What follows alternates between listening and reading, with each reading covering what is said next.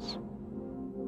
If this film indeed corresponds with Vereshchagin's story, what we are looking at is the scene of the crash site in Perezyovsky as viewed by a camera on top of a military truck.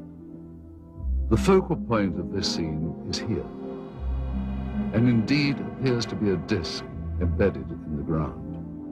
Here we see soldiers exiting the truck, led by a captain. The troops are met by another officer, this one a major, and then they join other soldiers and officers already on the scene. This footage is one of 4 reels of film acquired during our investigation. Explore it. This film footage certainly seems to depict interest by Russian military personnel in the object that is seen sticking out of the ground. Soldiers, officers, and civilian-clothed agents are deployed around the site, and they appear to be both guarding and examining the object. This is what we found on one of the 4 reels of film obtained in Russia. After viewing the footage, we were able to determine that it was most likely shot with 2 separate cameras. One apparently a handheld camera, which starts out on the approaching truck, and a second one seen here on a tripod.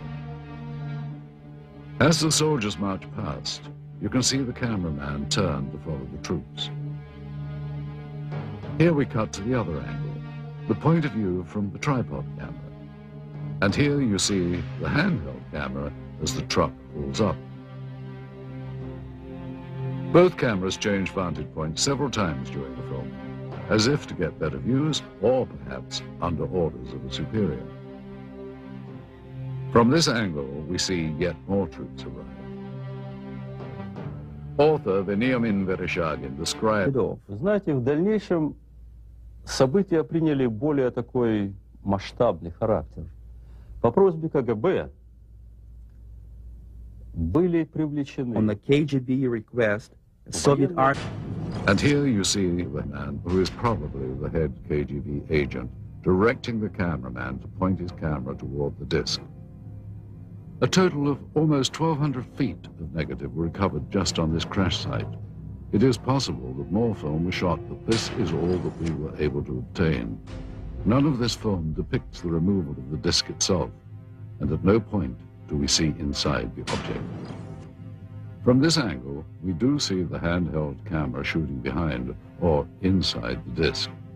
However, that footage, if it was in fact ever shot, was not included in the cans of film we acquired. We can only speculate that it may still be at large. We must also speculate on how the object ended up here, based on information from where did this object come from and how did it come to crash here? And more importantly, what has happened to it since?